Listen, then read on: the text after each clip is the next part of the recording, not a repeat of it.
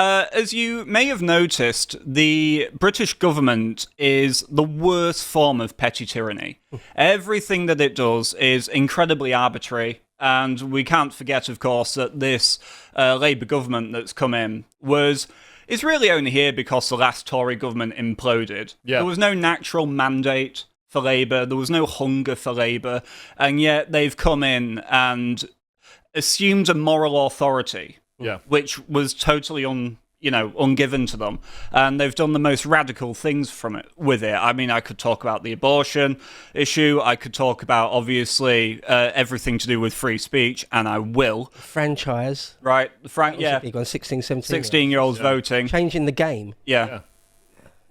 And just announced, like no sort of public consultation or anything like that. Just like, we're doing it. And it's funny how things like that can be done, things that are going to radically change the electoral makeup of the country. Whereas things like the Rwanda plan, which most people were in favour of, and had to be battered through various different houses and battered around, and put through all these groups, and then finally kiboshed because the uniparty, the establishment that really runs everything, because the government, you can vote in whoever you want, but you still get the government. Decided it didn't want it. Yeah, and they have no tool that their favourite tool to use is just pure suppression. Yeah, pure suppression. And it couldn't help but make me think of this recent episode of Chronicles that I did with Stelios, our resident Greek in the office. So we took the opportunity to talk about some ancient Greek tragedy and Aeschylus's Agamemnon. And so if you want to look at some of the oldest examples of... You can't shush me, Samson. One of our producers is crawling around. Literally crawling around on the floor. You'd never make a Navy SEAL. Clear. Anyway, as we were saying, ladies and gentlemen, Agamemnon, very old tale, all about tyranny and suppression and revenge and spite. And so if you want to go and listen to a classic piece of ancient Greek tragedy, Stelios and I are talking about that on the website. So let's start talking about something a little bit more contemporary, shall we? So we have here, you might remember from back in a long time ago, this year, in fact, February, that Starmer went to the United States, sat down with the Trump administration, and just lied to their face about how we have free speech in Britain and how proud he is of our tradition of free speech. I think because he's got free speech, he thinks everybody's got it. Yes. J.D. Vance pulled him up quite rightly. Yeah, he did. And he just told a flat-out lie, didn't he? Just flat out. Brazen. Well, as we are seeing, computers more and more these days can lie. So Keir Starmer's fully fitting into that style, isn't he? But you have the Online Safety Act, and this is, of course, what everybody is talking about. And the Online Safety Act was originally supposed to have been brought in because it was all under the guise of protecting children online, right? We have to think of the children. Right, you can't trust parents. Well, unless there's a migrant hotel within walking distance of a school in Epping, and then you don't need to care about. Oh right, yes, no, absolutely that. If thinking about children must go hand in hand with more government overreach and more tyranny. Yeah. If it eases off the government's responsibility, puts more power in the hands of parents, and just more common sense in the community, then obviously that's not an option that can be considered. Of course, it has to be said that all of the groundwork for this was, of course, laid by the Tories as well. Another left-wing government. Yeah. More left than Labour, actually, in many ways.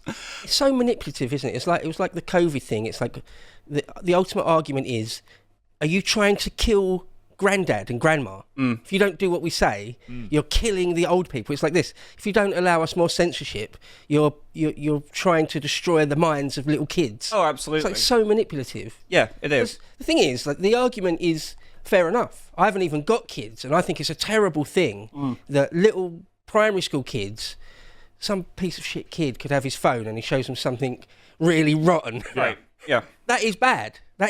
And that's why, to protect kids from that is great. But to use that to extend government censorship. It's so low. Yeah, and like Yeah, if it came in for porn, the big the sort of headline around it was to protect kids from porn. You're going to have online age verification for pornography. But then, so why is it being used to block like footage of riots, for example? That's not immediately. The same day. There you go. Yeah. Well, exactly as Morgoth says, it took all of 12 hours for the Online Safety Act to switch from protecting kids from porn to censoring protests outside of migrant hotels. And of course, I don't really need to tell anyone that it was the latter thing that it was actually created for in the first place. Of course. Yeah. Of course. So you obviously have another example here where Carl, this is as well so Ed Davey was just doing some middle-class virtue signalling, and Carl just said to him, sorry to interrupt your trivial middle-class virtue signal, but some savage beheaded a man in London yesterday. Do you think it might be something to at least raise in Parliament? And as you can see here, under the new legislation, that has been taken away. So you can't see that anymore. You can't see the danger that has been put on your own streets. And it's weird that by the government. This is a blue tick account. So this is somebody who's monetized their X account, pays for their X account. So, you can reliably assume that they're going to be over 18 because they've got bank accounts, credit cards, all the rest of it. Exactly. So I didn't even know that. That's interesting. I didn't even know there was a beheading yesterday. That didn't show up in any of my feeds anywhere or anything.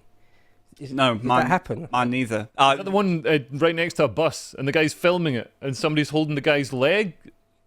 I couldn't comment on it. I'm not clued in on this specific case. I just wanted to use it as an example of what now is the landscape of X. Now that this legislation's been brought in. So you have here again. I've just clicked on that link that it takes you to, and you get basically the new rules about how X is going to govern itself. I'll actually go into that in more depth later. But of course, Elon has said that its purpose is the suppression of the people. Obviously true. For all the problems I have with Elon, he is, of course, very firm on this particular point and has, to the best of his ability, allowed X to be a very free speech platform. Yep. And it's really, really irritating to see X strong-armed like this by a government that genuinely cares for us probably less than Elon does. Yeah. And he's an ocean away, and he still cares more about us. What about if I go on Twitter through a VPN and use a non-UK server? Would it then be... Well... You then post stuff then? You're not the only one to have this idea, as you can see here. Just brought up the tweets. Just a few minutes after the Online Safety Act went into effect last night, Proton VPN sign-ups originating in the UK surged by more than 1,400%. And as it says there, unlike previous surges, this one is sustained and is significantly higher than when France lost access to adult content. Now, obviously, I'm perhaps cynical and don't believe that all 1,400% of those are just online gooners. I suspect some of them are actually trying to obviously get around for a bit more transparency about just what's going on in the internet and what they can have access to in terms of information. And all those it's probably sorts of things. safer to use a VPN than actually giving your ID across to a porn site. I mean, I don't know if you've ever visited porn sites, but they don't seem the most reputable of websites. And I don't know how well they're going to treat my information, but they don't seem to be treating those women very well. No, not at all. So this has obviously absolutely rocketed, and you can see here a petition that's already got about 350,000 signatures to repeal the Online Safety Act, which, spoiler alert, of course, they're not going to do. This is something you can ignore. If you're the government, I mean. Yes. They'll just ignore it. Yes. But it shows the strength of feeling. Right. It shows the strength of feeling. It's not worthless, absolutely. No, and what's more, of course, we have to bear in mind that one time a day, even a few years ago, petitions like this could do very, very well. And you can have lots and lots of signatures, but there's no one in Parliament that actually feels a conviction of it and is obviously going to champion the people's concerns in the way that we have Rupert now to actually, of course, stand there in Parliament, in the Houses of Commons, and say all these things on our behalf. But obviously, end of an era. For if you wanted to use 4chan in the UK, bad luck, guys. It's over. Really, it's completely. You can't go on it at all. Well, starting from July 25th, in accordance with the United Kingdom's new Online Safety Act, will be immediately block and cease all access to all its content for visitors from the UK and British overseas territory. So, I mean, if anyone wants to try out those Proton VPNs and get back. I mean, I've never really used 4chan myself personally. No, me neither. But I realise the magnitude of it, Yeah. of them having to obviously put out a statement like this. And of course, it's more relentless than that. It's always even more pernicious than what you might first think on the surface. As Lewis points out here, we're in a far more serious position than most realise when it comes to the Online Safety Act. The Secretary of State, Yvette Cooper, petty tyrant, can override Ofcom if she deems certain content harmful, and Ofcom has little power to push back. Bearing in mind, Leo, you tell me, how charitable Ofcom as an institution? And to think that there's someone more tyrannical, more cynical, more pernicious than Ofcom. Well, and also, I mean, there's other issues around Ofcom. I mean, they're part of the woke blobs. They've got their own ideological bent. They're geared towards, seeing certain things as harmful and other things not as harmful. This whole thing of, harm, I don't want Yvette Cooper or Ofcom or some, apparatchik who knows nothing about me to decide what's harmful for me. I think I've got a better idea of what's harmful to me and my family than these people who want to put a migrant hotel next to my family. I think it's ridiculous. And also Ofcom doesn't have the resources to police the entire internet fairly and effectively. So it's obviously just going to be targeted at certain people. And certain, I mean, Lotus eaters would be, as someone that's critical of the government, would be something I'd imagine. I would never dare.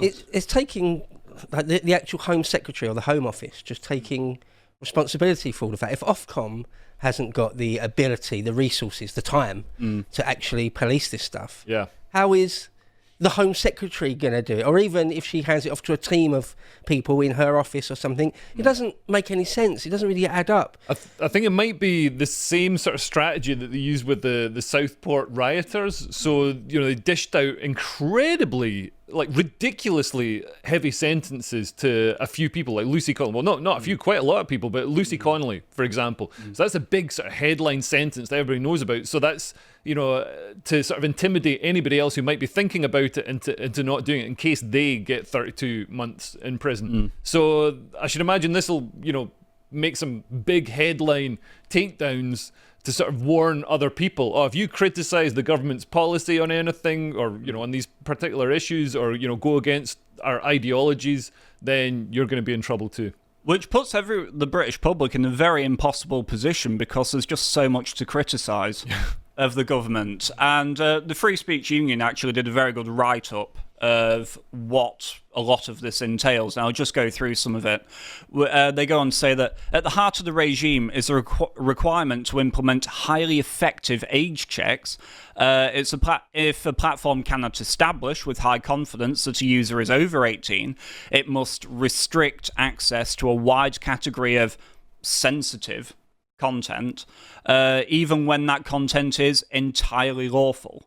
This has major implications for platforms where news footage, protest clips, or political commentary appear in real time. Ofcom's guidance makes clear that simple box-ticking exercises, like declaring your age or agreeing to terms of service, will no longer suffice. Instead, platforms are expected to use tools like facial age estimation, ID scans, open banking credentials, or digital identity wallets.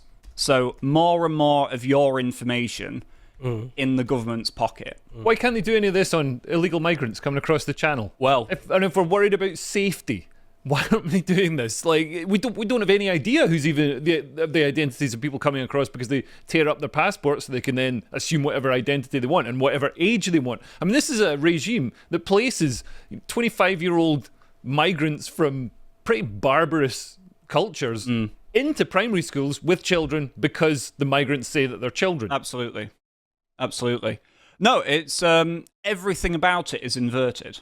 Everything about it is inverted. The hypocrisy, the double standard is so glaring. It's so glaring. But it's but again, the people in government, they're not smart people, are they? They have no understanding of containment. They think that they can just clamp down, but what they don't understand is that with everything they throw at us, the rage, the ire, the distrust, it all swells. Yeah. It all just grows more and more. The pot boils. And eventually they have to back down and do what the public want. Like we're seeing in Epping. I mean, that hotel is eventually going to get shut down. Same with Ballymena. Those problematic families that were causing issues for the locals, they're not going to be able to come back into that community. But if they just listened to people before it got to that point, when people democratically express their wishes, listen to the people and do what they want before it gets to the stage of protests outside hotels and Molotov cocktails. Oh yeah, but then that would be unkind to the migrants, wouldn't it? And that's the only constituency that the government actually cares about being compassionate towards. But I think it would be kind to them because, I mean, Britain is such a horrifically racist, patriarchal country. Oh, God, I wish. I cannot countenance. I just cannot, it breaks my heart that these people are being forced to live in such a horribly racist place. So it'd be nice to resettle them in somewhere like Rwanda for humanitarian reasons. Well, For them. We'll just put a pin in that just for a second because we're going to come to it in a second. But the what appears to be emerging, the final concluding point from this, what appears to be emerging isn't just a two-tier internet, but something subtler and more insidious, a default off mode of speech and expression, where access to all lawful content is no longer presumed, but withheld until certain hurdles are cleared. On platforms like X, the door is currently closed before users even approach it. Elsewhere, full access depends on navigating a system of checks and classifications. Either way, the long-standing assumption that legal speech should be visible by default is being quietly dismantled. Wow. And this is, of course, all ties in to the fact that, exactly what you were saying, Leo, when you look at Ballymena, when you look at Epping, when you look at the recent betrayal with what happened with all those Afghans coming into the country, right? All these sorts of things. That's a good point. How come the government, when it wants to bring in 33,000 Afghan men, some of whom are apparently jihadists and, Taliban. Used their corrupt contacts and family members to actually get on the list to come to Britain. So they're the absolute opposite of the people we should be helping. How come when the government wants to do something like that, it doesn't have to be open and scrutinised? It can keep everything secret. Like, how come the government's allowed secrecy, but we're not? Surely, we'd be better with an open society. Somebody should set up an open society foundation. Yeah, we'll see how that goes down. Once again, just the double standard is so obvious. It's right up in your face. In fact, they're sort of smushing it in your face. Yeah. Aren't they, really? Yeah, oh yeah, entirely. And so, in response to all of this, and especially all the protests we're now seeing outside of the asylum hotels, we've got this for a bit of news. Elite police squad to monitor anti-migrant posts. Elite. On social media. Yeah, as elite as someone working for the government could get. Aren't their resources already massively overstretched? Well, the resources take priority in being redirected here, no doubt. There's always money for state suppression. Yeah. Always. Is this the guy looking at a Facebook page right now? Yeah. There's a monitor just out of shot. Can't click that, mate, he says. Screaming at the monitor. They're allowed to. I knew I should have got a Blue Yeti instead of this megaphone. So we have an elite team of police officers is to monitor social media for anti-migrant sentiment amid fears of summer riots. Detectives will be drawn from forces across the country to take part in a new investigations unit until that will flag up early signs of potential civil unrest. The division assembled by the Home Office will aim to, quote, maximise social media intelligence gathering after the police forces were criticised over their response to last year's riots. So the idea, the philosophy behind it is that by taking all of this data, they're going to find the people who will be the wrongdoers and, of course, come down hard on them before the streets can actually explode with other Southports. Yeah. It just so happens to be that the people that they want to go after is the people who have a problem with all of the illegal immigrants and just criminal migrants in the country, right? This is and interestingly, they want to clamp down on any sort of social media post that could give rise to any real life protests outside hotels or migrant centres or whatever, and they want to clamp down on anybody trying to coordinate those protests. But the counter protests that go in, the stand up for noncism, all those people who go in, the far left agitators who go in and actually try and provoke some sort of conflict with the protesters. That's actually coordinated. That's not just allowed to be coordinated. That's encouraged and funded and assisted by the state. So they get a police escort into the area. They get funding through the unions, and through various money from the government is funneled to them in various ways, and it's all extremely dodgy. Why are they? They're essentially the establishment street militia. Oh, absolutely. Why are they allowed to coordinate their protests? But then you've got some families worried about their kids, worried about a migrant centre opening near their school, and the families are treated, they're smeared as racists, and now they're going to be prosecuted under the Online Safety Act. Oh, the oppression's never been stronger. Never been stronger. I've used the analogy a number of times, so I'll make it my own and do it again, of a pressure cooker. And the pressure cooker's going to explode at some point.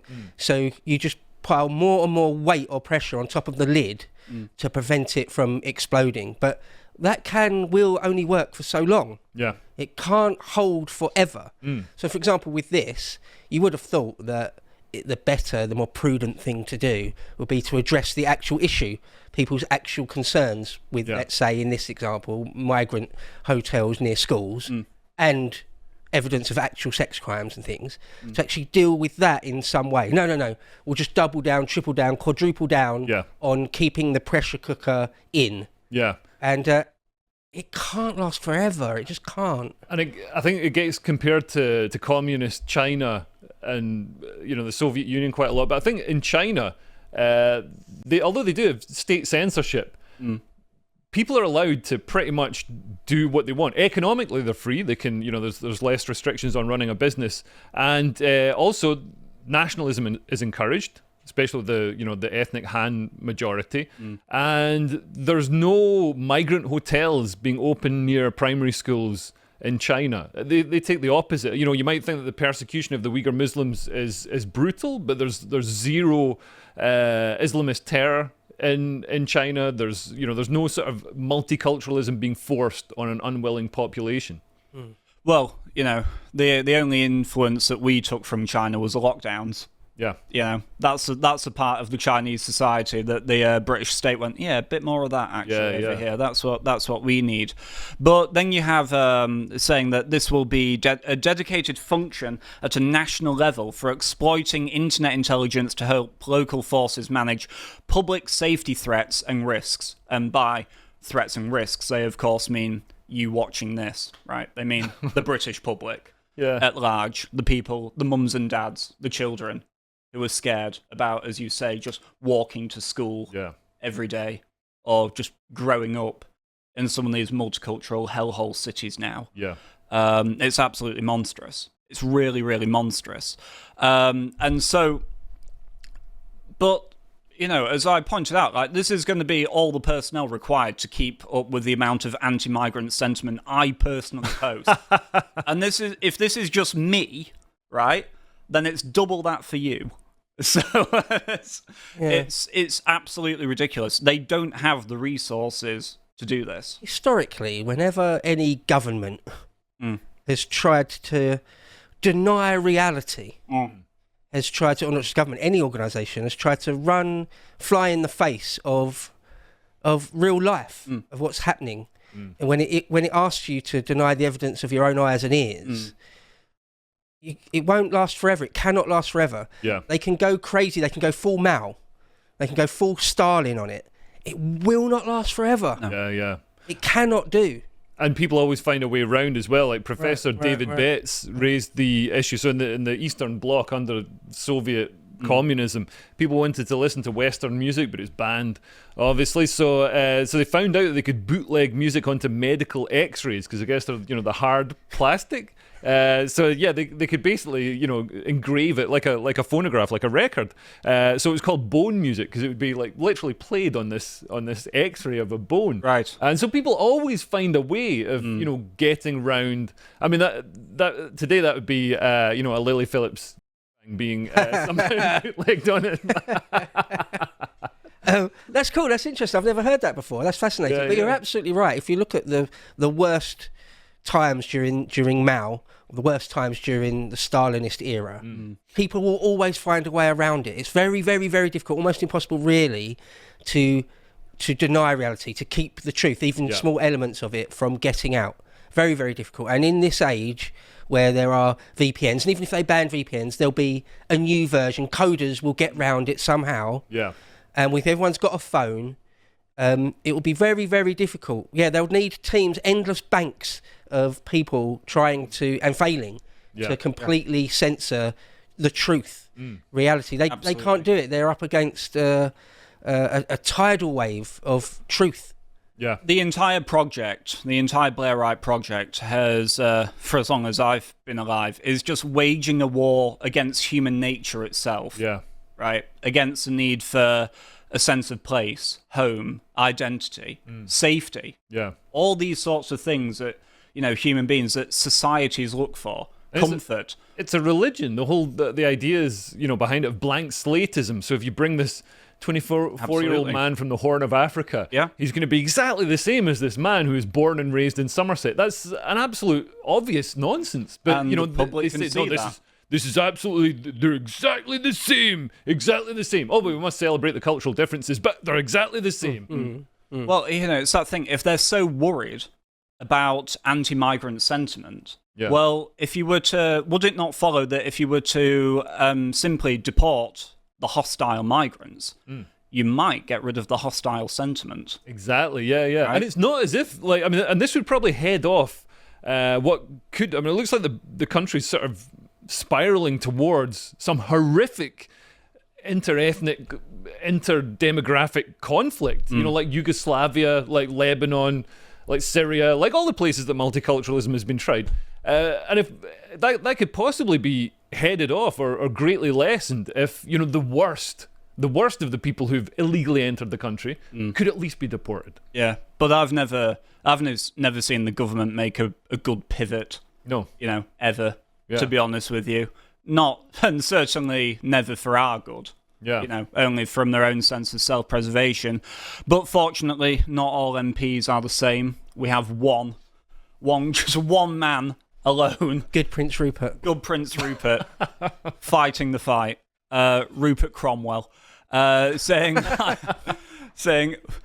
he's got a Cromwell call, but it's named his dog Cromwell. I think that's fine. I've written to the Home Secretary about her reported plans to monitor anti-migrant sentiment on the internet through a dedicated elite police team. We must hold this dreadful government to account.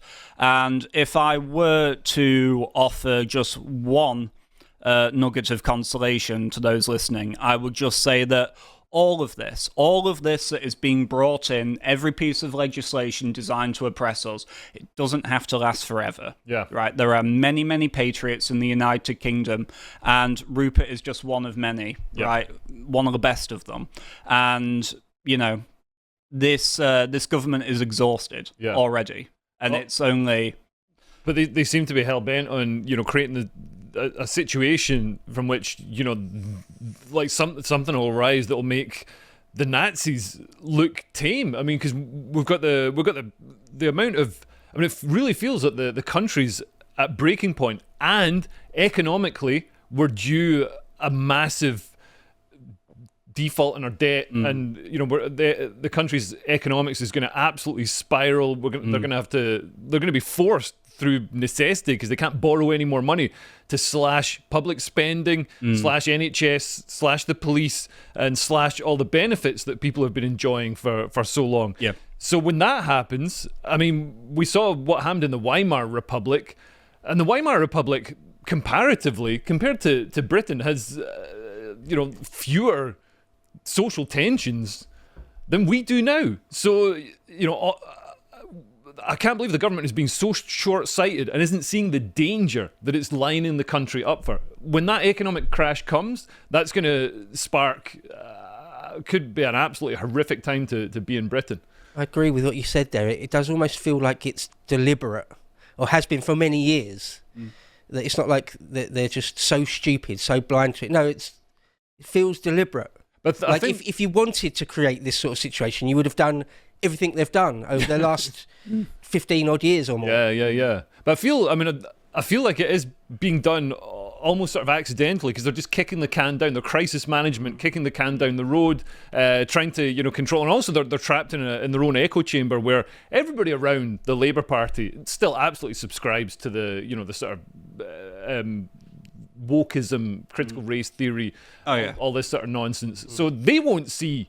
They'll be like, well, of course we should have migrant hotels next to primary schools. I mean, that's incredibly enriching and good for the schools. They won't see any danger. They won't understand that any parent could be opposed to that. No, not at all. And obviously, when you think of like the people, the women in particular, in the Labour cabinet, like Yvette Cooper, right? I imagine these are people who were very, very concerned about fictional dystopias. Right, like those in The Handmaid's Tale or something like some nonsense like that, right? Which ironically is based on Iran post-revolution in 1979. So it's not a critique of Christian, the sort of Western far right or whatever. It's a critique of Islamism. It's weird that they, they're not seeing that warning from it. Well, but the point is that, at the same time, these people are more than happy to create a dystopia for us to live on, right? Of our own, something far worse, frankly, than anyone could have contemplated.